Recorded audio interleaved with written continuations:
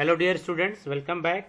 एक बच्चे ने एक क्वेश्चन पूछा है कि सर जो यूपी में जूनियर एनालिस्ट ड्रग की वैकेंसी आई थी उसकी क्वालिफिकेशन या एलिजिबिलिटी क्या है।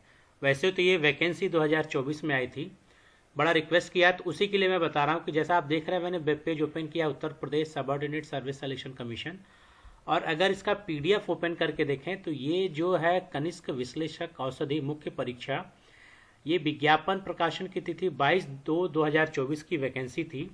और देखें इसकी एलिजिबिलिटी क्राइटेरिया इसी में आपको मिलेगा। तो क्या उसकी एलिजिबिलिटी क्राइटेरिया मैं आपको बता दूं कि अगर आप इसको स्क्रॉल करके आएंगे नीचे तो ये 361 पोस्ट जो आपकी जूनियर ड्रग एनालिस्ट की है, तो आप देखेंगे 9 नंबर पे आपको इसका अर्हताएं मिलेंगी। तो देखिए यहाँ पे इसकी एलिजिबिलिटी क्राइटेरिया लिख रहा है, और एलिजिबिलिटी क्राइटेरिया में इन्होंने लिखा है कि यहाँ पे देखें अभ्यर्थी के पास भारत में विधि द्वारा स्थापित किसी भी विश्वविद्यालय से भेषजी फार्मेसी में स्नातक उपाधि, भेषजी फार्मेसी में स्नातक उपाधि का मतलब है बी फार्मा। ठीक, फार्मेसी का जो स्नातक यानी ग्रेजुएशन कोर्स होता है वो बी फार्मा होता है, अथवा सरकार द्वारा समकक्ष मान्यता प्राप्त कोई अर्हता होनी आवश्यक है।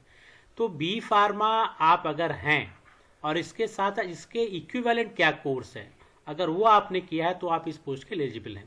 तो देखें जो एलिजिबिलिटी है वो बी फार्मा है, बी फार्मा वाले बच्चे इस पोस्ट के लिए एलिजिबल हैं।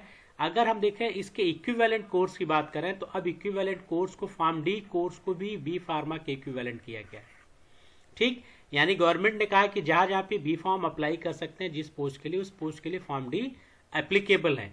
तो अब इस पोस्ट के लिए जो एलिजिबिलिटी क्राइटेरिया मेरी समझ से है वो है बी फार्मा, यानी बी फार्मा वाले ही बच्चे इस पोस्ट के लिए एलिजिबल हैं। तो ये यहां से क्लियर हो रहा है, इस चीज से आप इसको समझ सकते हैं। Thank you.